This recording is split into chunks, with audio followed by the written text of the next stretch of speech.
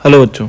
तो आज इस तीसरे वीडियो में मैं ये बताने वाला हूँ कि अगर हम दो ऑप्टिकल फाइबर को कंबाइन कर देंगे तो जो कॉम्बिनेशन है उसका न्यूमेरिकल अपर्चर किसके बराबर होगा।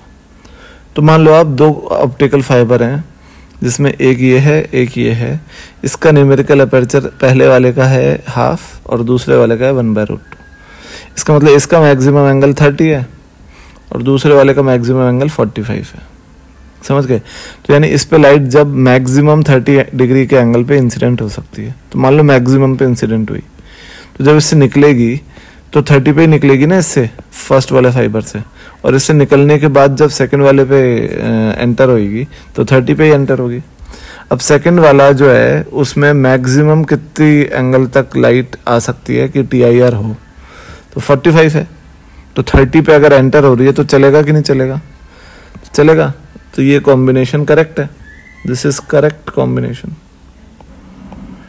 तो अगर ये कॉम्बिनेशन करेक्ट है तो बताओ इस पूरे सिस्टम में, ये जो पूरा सिस्टम है, इस पे लाइट कितने एंगल पे इंसिडेंट हो? 30 डिग्री पे मैक्सिमम इंसिडेंट हो कि 45 डिग्री मैक्सिमम इंसिडेंट हो? ऑब्वियसली 30 डिग्री, क्योंकि अगर 45 डिग्री पे इंसिडेंट हुई यहाँ पे, मान लो इसकी बात करते हैं अपन, 45 पे इंसिडेंट हुई तो इसका फर्स्ट वाले का अब 45 डिग्री मैक्सिमम एंगल है तो इसमें से तो चली जाएगी। पर जब इससे निकलेगी 45 डिग्री के एंगल पे तो सेकंड वाले का मैक्सिमम एंगल तो 30 डिग्री है ना।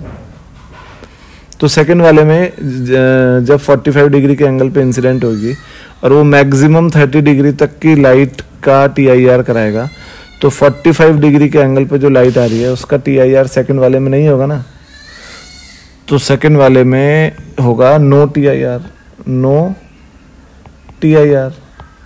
तो अगर TIR नहीं होगा तो अपन इसको ऐसे बना देते हैं कि ये लाइट नहीं जाएगी आगे। दिख रहा है आपको? तो ये लाइट यहाँ पे इस मटेरियल से रिफ्रैक्ट हो जाएगी, क्लैडिंग में निकल जाएगी। तो वहां पे ट्रांसमिट हुई नहीं हुई, तो ये तो रॉन्ग अरेंजमेंट हो गया। तो बताओ इस अरेंजमेंट में अगर फर्स्ट वाले अरेंजमेंट में बात करें तो लाइट जा रही है, सेकंड अरेंजमेंट में नहीं जा पा रही है। तो सोचो सेकंड अरेंजमेंट में अगर मैं एंगल ऑफ इंसिडेंस को 45 की जगह यहाँ पे 30 रखता तो 30 में इस जो फर्स्ट वाला फाइबर है उसमें मैक्सिमम अलाउड कितना है? 45। तो 30 तो अलाउड है तो उसमें से चली जाएगी। और दूसरे वाले में मैक्सिमम अलाउड कितना है? 30। तो फर्स्ट वाले से 30 पे आई है तो 30 पे निकलेगी और दूसरे वाले में भी 30 पे एंटर होगी। तो दूसरा वाला 30 वाले लाइट को तो 30 डिग्री वाली लाइट को तो अलाउ कर रहा है ना, जाने दे रहा है ना, तो हो जाएगा। तो क्या समझे कि in a combination of optical fibre the numerical aperture of combination का न्यूमेरिकल अपर्चर जो होता है वो होता है numerical aperture of smaller one.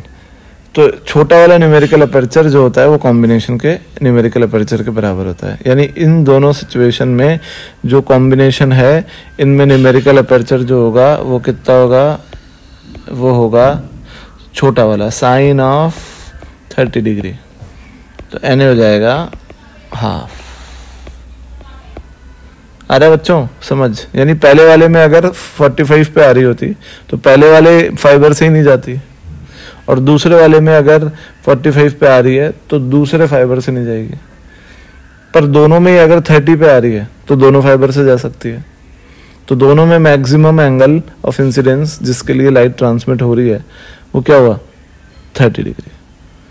आगे समझ? तो न्यूमेरिकल अपर्चर कॉम्बिनेशन का हमेशा उसके बराबर होता है जो छोटा वाला न्यूमेरिकल अपर्चर है उसके बराबर। तो बच्चों ये था न्यूमेरिकल अपर्चर और कॉम्बिनेशन ऑफ ऑप्टिकल फाइबर्स। इस पर JEE में क्वेश्चन आ चुका है शायद, तो आगे ऐसे कॉन्सेप्ट्स में आपके सामने लाऊंगा और यूनिक, और आप देखते रहिए यूनिक कॉन्सेप्ट्स ऑफ फिजिक्स।